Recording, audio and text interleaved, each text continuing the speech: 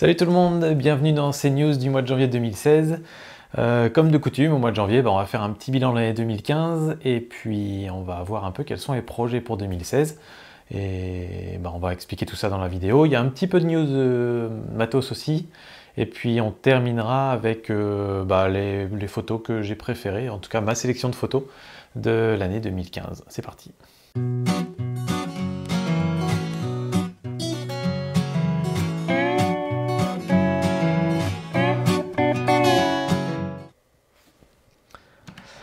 Alors, on commence. Déjà par vous souhaiter bonne année. Alors, j'ai déjà publié une vidéo au début du mois de janvier, mais c'était une revue de photos du mois de décembre, mais je l'ai publié un peu à la bourre.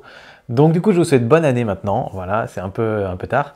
J'espère que vous allez faire plein de belles photos, que vous allez prendre plaisir, que ça va vraiment vous changer les idées. Enfin, je pense que c'est un peu ça le but de la photo, hein. Si on met de côté les gens qui en vivent et qui sont des professionnels, l'extrême majorité d'entre nous, on prend des photos parce que ça nous fait plaisir, parce que ça nous éclate, parce qu'on aime tripatouiller un peu les réglages, parce qu'on aime changer les couleurs après et voir ce que ça peut faire.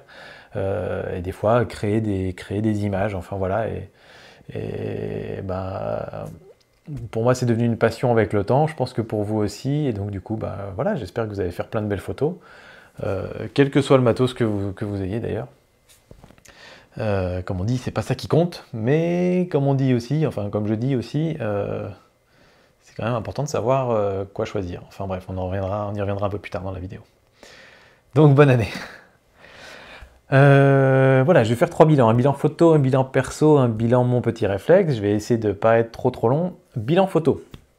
Sur cette année, donc j'ai essentiellement shooté avec le 70D, un petit peu avec le 1100D aussi, dans différentes circonstances.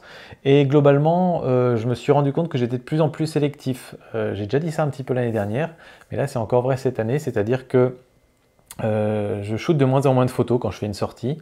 Je commence de mieux en mieux à voir en gros si là, telle chose qui est devant moi, si j'apprends en photo, est-ce que ça va donner quelque chose ou pas. J'ai de moins en moins de surprises devant l'écran. Ça m'arrive encore, mais en général, c'est plutôt une surprise sur l'écran de l'appareil photo, c'est plus trop devant l'ordinateur. Quand je dis surprise, c'est des moments où vous savez, vous shootez 200 photos et puis après vous vous retrouvez devant l'écran et puis vous envoyez une et vous dites « Waouh, mais en fait celle-là elle est super belle ». Ça m'arrive de moins en moins. Ce qui est bien, ce qui veut dire que mon œil commence à se faire et que du coup je commence à voir les opportunités de photos quand elles se présentent. Et donc du coup je peux être de plus en plus exigeant entre guillemets sur ces questions-là. Et puis aussi en termes de type de photos, c'est-à-dire que j'ai de moins en moins de mal à assumer le fait que y a certains types de photos qui me plaisent pas.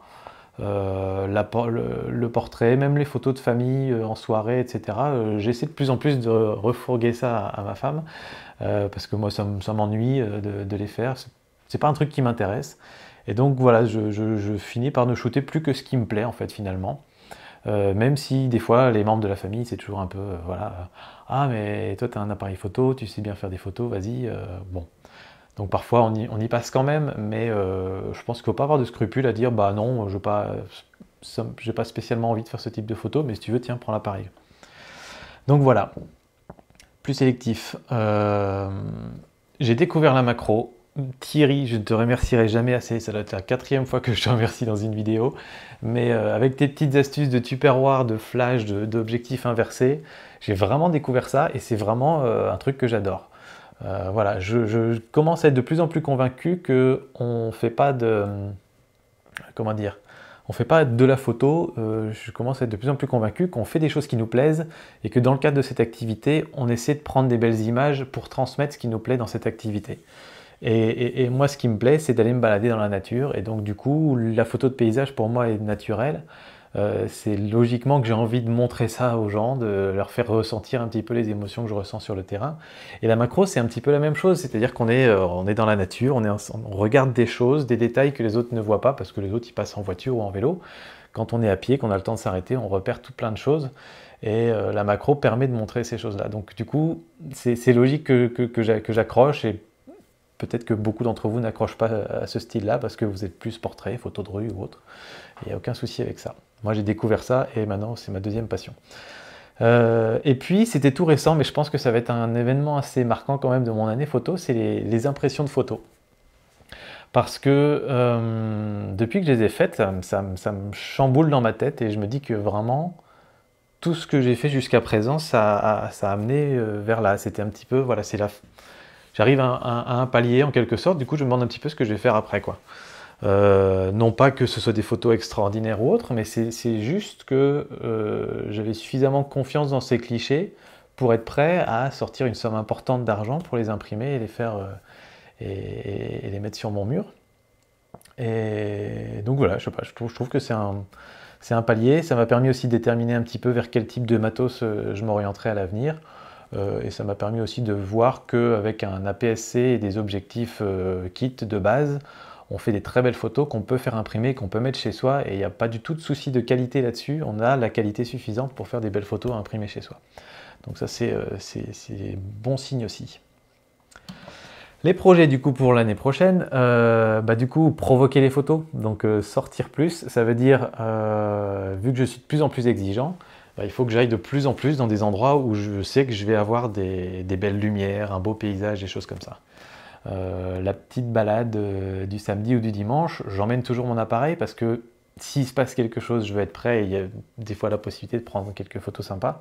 Mais maintenant, si je veux vraiment avoir des nouvelles photos qui me plaisent, il faut commencer à travailler un petit peu en amont et à se dire tiens, demain matin il y aura peut-être de la brume, donc je vais y penser à y aller en avance à tel endroit. J'ai repéré ce coin-là, donc je vais y retourner. Enfin voilà, commencer un petit peu à rentrer dans cette mécanique-là. Et puis surtout, en fait, plus que préparer les photos, c'est sortir qui compte. C'est-à-dire que comment dire, on peut préparer une photo pendant des semaines devant son ordinateur sur Google Earth et compagnie. Je pense qu'on a quand même plus de chances de faire des belles photos si au lieu de passer 5 jours sur son ordinateur, on passe 4 jours dehors et 1 jour sur son ordinateur. Voilà, donc sortir un peu les doigts des fesses et samedi dire allez hop, on va faire une balade, j'emmène ma fille ou bien on part tous en famille, on va se balader à pied, on prend les vélos, on prend la voiture et puis on va faire un tour. Deuxième projet pour l'année, rattraper le retard. Aïe aïe aïe, le retard. Je parle du retard dans Lightroom, là, sur mes retouches de photos, tri de photos, retouches photos. Je suis buté sur le mois de mai, toujours 2015. J'ai fait énormément de photos pendant ce mois de mai. Il y avait des vacances en famille, il y avait l'anniversaire de ma fille, etc. Et du coup, c'est justement ça qui me fait dire je vais arrêter de faire des photos de portraits et autres parce que c'est plein de photos de famille, et les photos de famille, ça me gave de les trier, de les ranger, de les retoucher, etc. Et donc du coup, je le fais pas et je bloque là-dessus. Et comme je suis un petit peu monomaniaque, je me dis, moi, tant que j'ai pas fini mes photos du mois de mai, j'attaque pas les photos du mois de juin. Donc je suis un peu bloqué là-dessus, je trouve pas la motivation le soir à 22 h de me dire, allez, je m'y mets, je vais faire quelques photos de famille, j'en ai déjà fait 150, il me reste plus que 200. Voilà, ça ne me branche pas plus que ça. Donc voilà, je vais essayer de rattraper le retard. Et notamment parce que j'ai remarqué, plus on a de retard dans ces retouches Lightroom, plus on devient exigeant sur ces photos et on se dit, ah non, je vais quand même pas shooter celle-là parce que si elle n'est pas terrible, ça va faire du tri en plus, etc.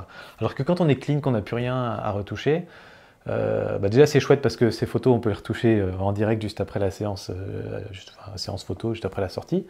Mais surtout, on n'hésite pas et on tente des trucs, quoi. Donc ça, c'est un des gros objectifs pour l'année. Valoriser les meilleures photos. Ça, c'est un petit peu en lien avec ce que je vous disais sur les impressions. C'est que toute proportion gardée, je commence à être fier d'un certain nombre de photos que j'ai faites.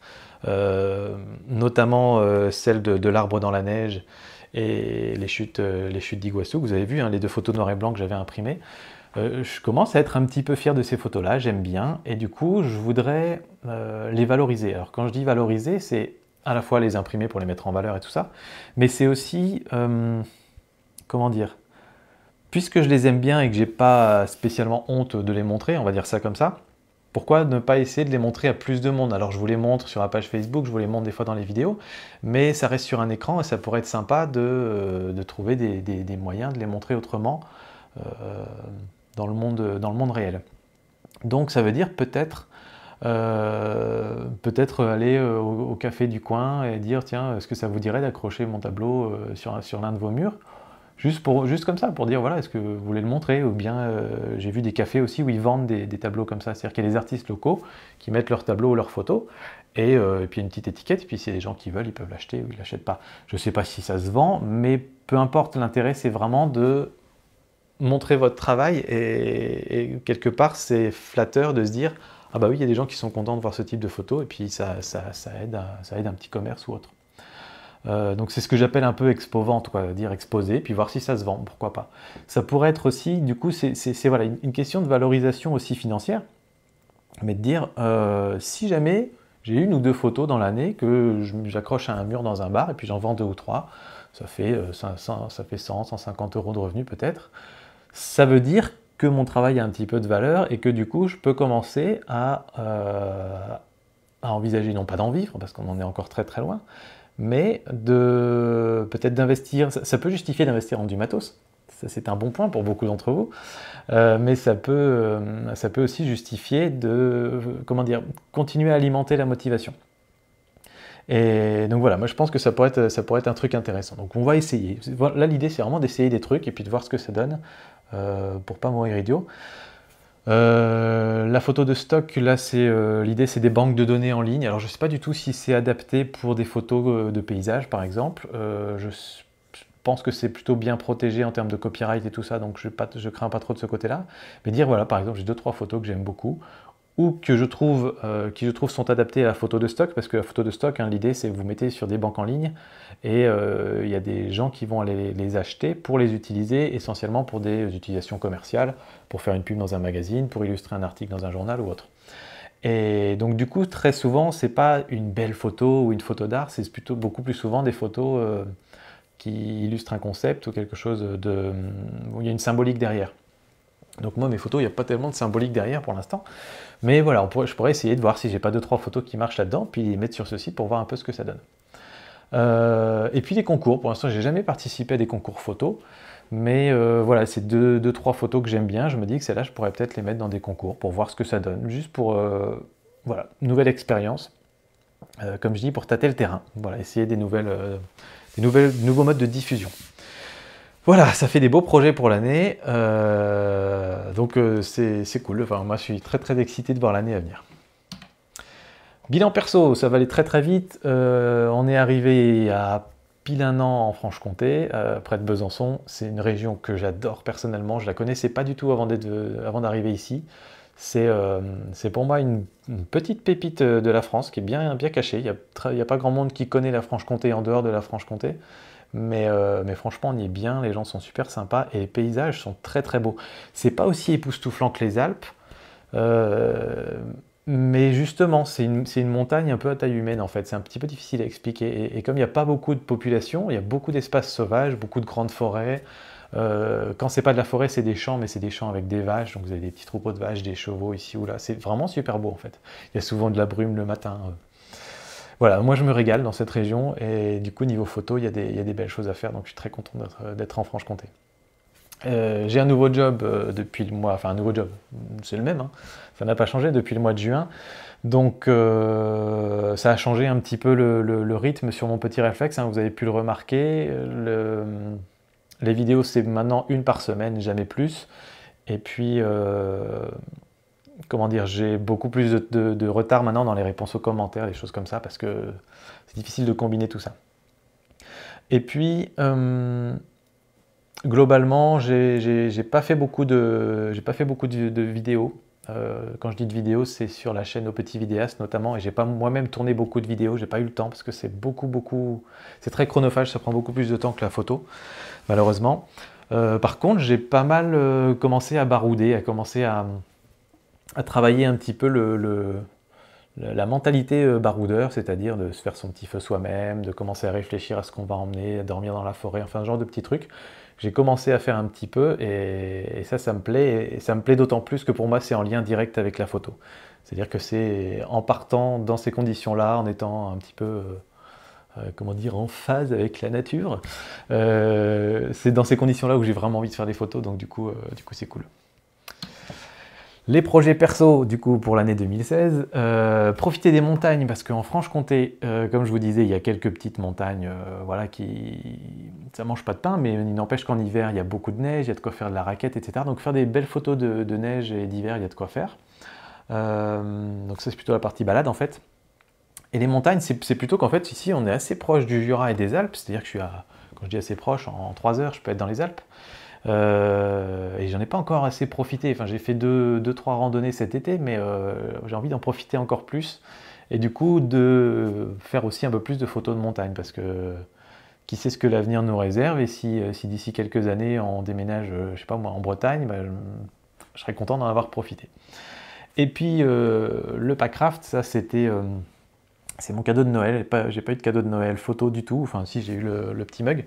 Mais non, l'idée c'était pour l'anniversaire Noël et compagnie, c'était de me faire offrir un Packraft. Donc un Packraft, c'est une espèce de petit canoë gonflable, extra léger, ça fait 2 kg, 2 kg et demi, qui s'emmène dans le sac à dos et que donc je peux gonfler n'importe où et donc partir en rando, faire une petite descente de rivière, faire un petit peu de pagaie sur un lac, etc. Et j'aimerais bien faire un petit peu de photos en direct depuis le Packraft justement. C'est un bon moyen de s'approcher des animaux sans faire de bruit, des animaux marins, etc. Donc voilà, ça va être cool. Commencer à en profiter de tout ça. Quand je dis le temps, c'est pas un projet, c'est comme ça. Je sais que je vais galérer avec le temps parce que aujourd'hui, l'emploi du temps est très très organisé et très très serré. Avec un boulot de cadre, 3 heures de bagnole, une famille dont j'ai envie de profiter aussi, et des vidéos à tourner, à publier, des messages sur Facebook, etc. C'est difficile de gérer le temps, mais je pense avoir trouvé un rythme qui marche, donc on va continuer sur ce rythme-là. Voilà, donc ça veut dire que du coup je pourrais pas développer de nouveaux projets photos. Vous savez, tous les trucs dont je vous avais parlé un petit peu avant, comment dire, le projet associatif, là où on va par exemple, je sais pas moi, dire on va faire des photos à la... oh là, désolé, j'ai du mal avec à trouver mes mots ce soir. Aller faire des photos dans un refuge pour animaux, et puis on fait des belles photos avec des petits chiens rigolos, des machins comme ça, on les met sur un site de financement participatif, on les vend, et puis tout l'argent récolté va à la SPA par exemple, enfin, ce genre de truc. J'en avais parlé une fois, mais voilà, je vais pas avoir le temps de développer ces trucs-là. Les rencontres réelles avec vous, j'ai pas le temps aussi de mettre ça en place. Dès qu'on a un week-end et qu'on part quelque part, on y va en famille, on profite du peu de temps qu'on a ensemble pour passer du temps ensemble, quoi, tout simplement.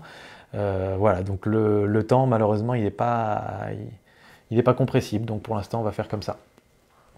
Et puis voilà, oui, tous les projets que vous avez exposés dans la vidéo, vous savez, où je me demandais si je voulais essayer de vivre de mon petit réflexe et des à côté, organiser des randos nature d'une semaine où on ferait de la rando, de la photo, etc.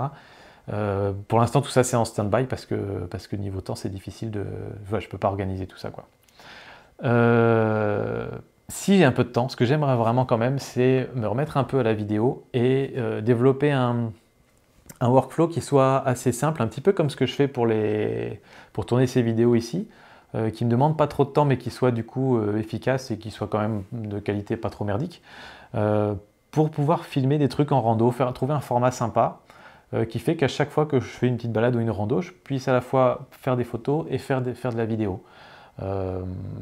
Ça pourrait être pour faire des tutos photos d'ailleurs, ou aussi juste sur la chaîne du petit baroudeur ou autre. J'aimerais bien avoir un petit workflow qui marche pour qu'à chaque fois que je fais une sortie, je fais vidéo et photo en même temps et ça marche bien. Voilà, j'ai été long quand même, désolé. Bilan mon petit réflexe. Alors pour une fois, tiens, je me suis dit que j'allais mettre quelques statistiques YouTube parce que je trouve que c'est la classe quand même. 850 000 vues sur les vidéos YouTube en 2015. Je suis très flatté. Et 7 000 abonnés de plus que l'année dernière. On est bientôt à 15 000 abonnés. Donc vraiment, un grand merci à vous tous, c'est vraiment top. Mais au-delà de ça, parce que 15 000 abonnés, c'est pas la première chaîne de YouTube en termes d'abonnés, hein, mon petit réflexe, notamment pour tout ce qui est photo. Mais ce que j'aime beaucoup, c'est j'ai l'impression qu'on a une communauté qui vit bien. Chaque fois qu'il y a une vidéo qui est postée, il y a plein de commentaires en dessous, vous répondez les uns les autres dans les commentaires. Sur Facebook, il y a des discussions sans fin qui se lancent. Le groupe des tipeurs, j'en parle même pas tellement c'est vivant tous les jours. Dès qu'il n'y a rien qui est posté pendant 2 jours, il y a des gens qui postent et qui disent qu'est-ce qui se passe, vous êtes plus là. Donc voilà, c'est assez extra et j'ai beaucoup de chance d'avoir une communauté enfin, de vous avoir tous là. Et donc c'est cool. Vraiment, je suis très très content de ça et on va continuer à entretenir cette petite communauté de photographes amateurs qui ne se prennent pas la tête en faisant des photos. Et puis cette année, oui, j'ai commencé à sortir un petit peu de YouTube, c'est-à-dire que jusqu'à 2015, je faisais des vidéos YouTube, puis il y avait une petite page Facebook, pas tellement entretenue d'ailleurs, enfin vite fait. Et puis j'ai commencé à essayer de sortir un peu des sentiers battus, notamment parce que vous avez un peu insisté, donc c'est bien, il faut me secouer les puces des fois. Donc il y a le site monpetitréflexe.fr qui est lancé officiellement, après en réalité il manque des tonnes de trucs. Mais voilà, pour l'instant, il y a une partie blog où il n'y a rien dessus. Il y a une partie boutique parce que vous aviez demandé des t-shirts, donc du coup j'ai mis en place la boutique. Je ne pense pas qu'on va mettre d'autres choses en place, à moins que vous réclamiez. J'ai plein de projets pour le site, mais on va essayer de développer ça tranquillement. La page Facebook qui bouge bien, qui s'anime de plus en plus. Tipeee qui marche bien aussi. Et donc, je vous dis, j'en suis très content de cette mini-communauté dans la communauté. J'ai même fait un essai avec les tipeurs d'un Twitch un soir. Twitch, c'est un site qui est utilisé beaucoup par les gens qui font des jeux vidéo pour faire du live, c'est-à-dire il y a des gens qui jouent et puis il y a d'autres gens qui regardent des gens qui jouent. Voilà, ça se passe comme ça. Et donc j'avais fait ça en faisant du Lightroom en fait, je postais un lien en disant si ça vous tente, je suis sur Lightroom en ce moment, je retouche des photos. Et donc vous étiez quelques-uns des tipeurs à suivre sur le Twitch. Et donc là pour l'instant on fait un peu des tests pour voir les réglages et tout ça, pour voir si ça marche. Et si ça marche bien, je mettrai probablement ça dispo sur la page Facebook une fois de temps en temps. Ou alors vous trouverez sur Twitch, vous vous abonnerez, on verra comment on fonctionne. Mais voilà, j'ai lancé le Flickr 500px parce que vous le demandiez. Et donc du coup je commence à rentrer un petit peu dans ces réseaux sociaux de l'image, voir un peu comment ça marche. D'ailleurs il faudrait que je mette des nouvelles photos dessus, ça fait un petit moment que j'en ai pas mis.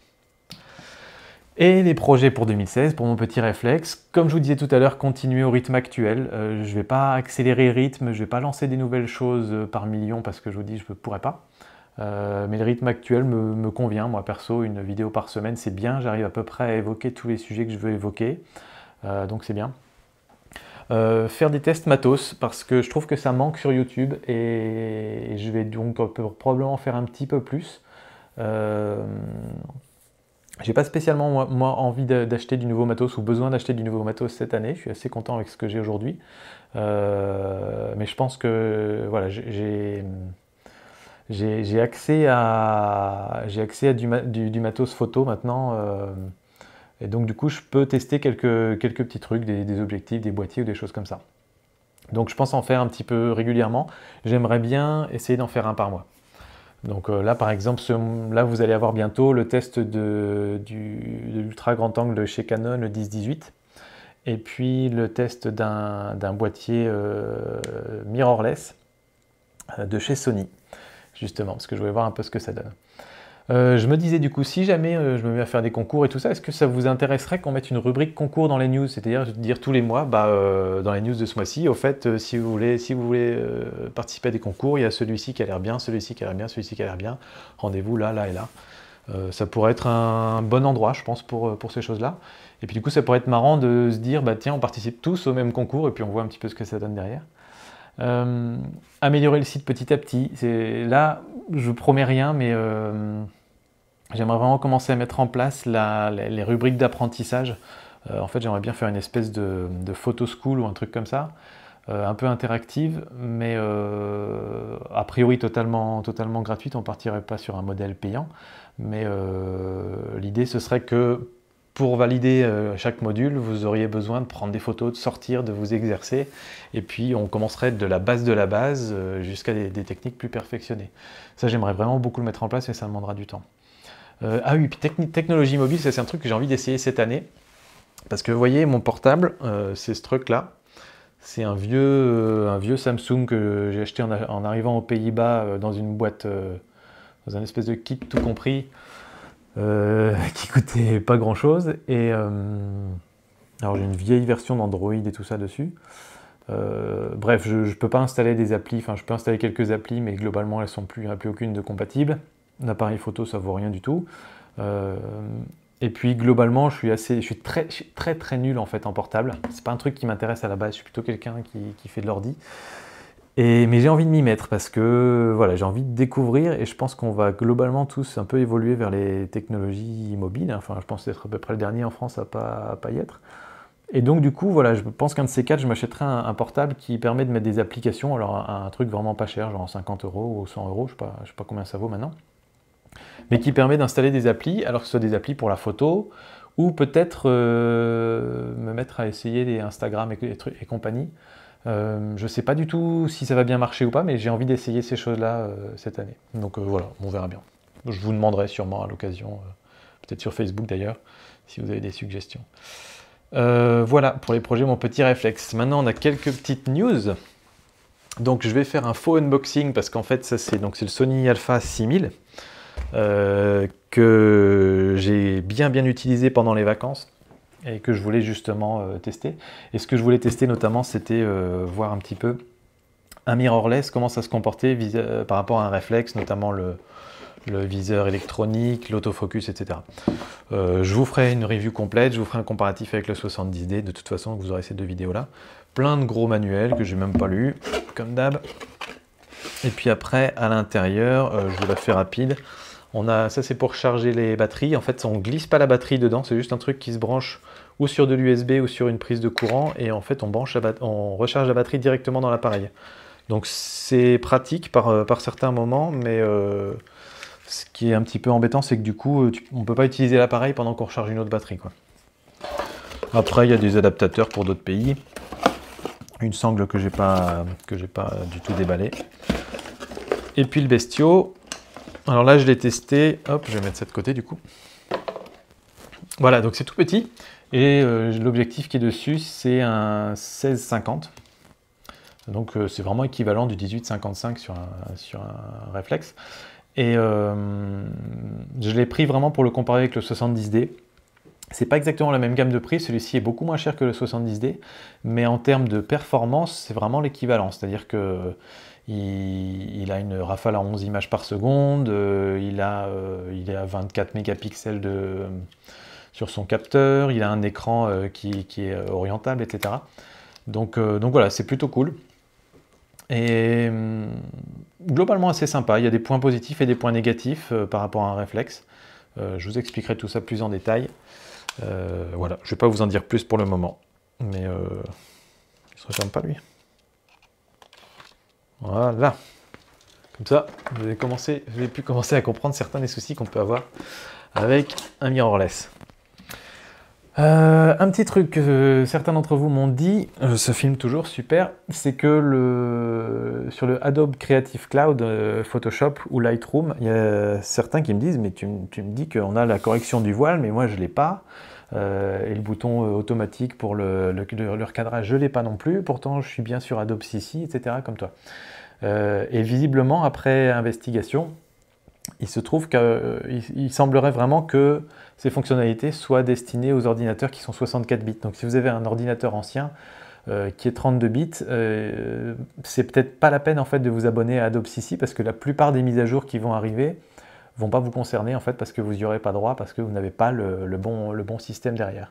Donc c'est juste un truc à savoir, si vous pensez passer à Adobe CC et que vous êtes en 32 bits, moi je vous conseille plutôt d'attendre ou de mettre à jour d'abord votre ordinateur. Un objectif qui est sorti, alors Sigma ils sortent des objectifs à peu près au même rythme que Sony sort des boîtiers, donc il y en a tout plein, et dans leur gamme R, qui est la gamme très haut de gamme on va dire, ils ont sorti un 20 mm f1.4 qui est du coup un grand angle, voire presque ultra grand angle parce qu'il est destiné au plein format, et donc je me dis que ça pourrait être vraiment un super objectif si jamais un jour avec couplé à un boîtier plein format, ça fait un super objectif de paysage. Parce que 20 mm sur un plein format, ça va faire l'équivalent d'un 12 mm, 12-13 mm sur un APS-C. Donc finalement, c'est vraiment une bonne focale. Et ce que je vous disais, c'est que si on a un plein format avec une grosse définition de capteur et un objectif très piqué, on peut recadrer énormément sa photo et donc considérer que certes on a un objectif qui est censé être à 20 mm, mais avec les différents recadrages qu'on peut faire, on peut considérer que c'est comme si on avait un zoom qui va entre 20 et 40 par exemple. Et donc c'est vraiment pas mal. Voilà, donc c'est un nouvel objectif sur lequel je vais lorgner. J'ai été voir sur DxOMark, il touche le plafond tellement il est piqué. Ça a l'air assez hallucinant, donc voilà, ça vend du rêve. Et puis en parlant de rêve, là on part encore plus dans des choses stratosphériques, mais il y a Phase One qui est un... Ah, je dis non, c'est une longue vidéo. Hop là. Vous voyez qu'on perd pas les mauvaises habitudes de faire des vidéos trop longues. Phase One, qui est une marque qui fait des boîtiers moyen format. Donc moyen format, c'est plus gros que le plein format. Allez savoir pourquoi. Et donc, qui est surtout utilisé pour la photo de publicitaire ou de la photo de paysage, enfin des gens qui ont du pognon, quoi. Parce que je crois que vraiment on est dans les gammes de prix d'Hasselblad, voire même peut-être plus cher. Et donc ils ont sorti un capteur de 100 mégapixels, c'est-à-dire qu'on est dans les mêmes types de technologies de capteurs que les 50 mégapixels du Canon 5 DSR ou les 40 mégapixels du Nikon D810, enfin voilà. On commence à avoir vraiment des grosses densités de pixels. Et donc comme le capteur est plus grand, eux ils ont pu aller jusqu'à 100 mégapixels. Et c'est de la folie, j'ai téléchargé ils ont quelques images d'exemples. Et c'est vraiment hallucinant les détails que vous avez là-dedans. Donc je vous invite à y aller, je vous mets le lien là. Je vais vous faire un truc cliquable. Si vous voulez, vous pouvez aller télécharger. Alors chaque image fait 500 mégaoctets, je crois. Donc ça fout les jetons. Mais ça, voilà, ça c'est un détail à 100% du portrait qui est pris là. Et c'est 100% sur un 100 mégapixels. Donc vous voyez à quel point on peut zoomer et tous les détails sont impeccables. On voit les veines, on voit les... Enfin, c'est juste hallucinant. Donc voilà, c'est ce que je vous disais en fait. C'est que je pense qu'on va de plus en plus tirer vers des capteurs qui vont avoir une grosse capacité de mégapixels. Et si on couple ça avec un objectif bien piqué, parce qu'on va vers des objectifs de plus en plus piqués, alors du coup on peut recadrer sa photo. Vous voyez, imaginez si ça s'était pris à 50 mm, si vous vouliez prendre une photo de l'œil là, vous êtes à 200 ou 300 mm. Donc c'est comme si vous aviez, et on a encore une photo qui est très bien définie, très piquée, donc c'est comme si vous aviez un zoom qui faisait 50-300 alors qu'en réalité vous n'avez qu'un 50 mm. Donc je pense que petit à petit on va vraiment tous partir sur des focales fixes et des capteurs à grosse définition, à condition qu'on soit prêt à accepter le fait d'avoir des énormes fichiers et de les recadrer en post-prod. Ce qui est encore une autre discussion. Voilà, j'ai un CC qui est apparu là, je sais pas pourquoi. Donc voilà, j'arrête de vous embêter, je vous laisse avec le best-of des photos, de mes photos de 2015. J'espère qu'elles vous plairont. Mais comme je vous dis là, c'est les photos jusqu'au mois de juin en fait finalement. Et quelques photos du Brésil que j'avais retouchées pour la petite interview que j'avais eue sur la chaîne Nowtech TV. Et donc du coup j'avais commencé à retoucher quelques photos du Brésil, donc je vais les mettre là. Mais il y a plein d'autres photos de mes photos de rando dans les Alpes, etc. que j'ai pas encore retouchées, donc ils sont pas encore là-dedans. Bref, j'ai trop parlé, je commence à avoir un petit peu froid dans le garage. Donc je vous dis à très bientôt pour d'autres vidéos. Ciao!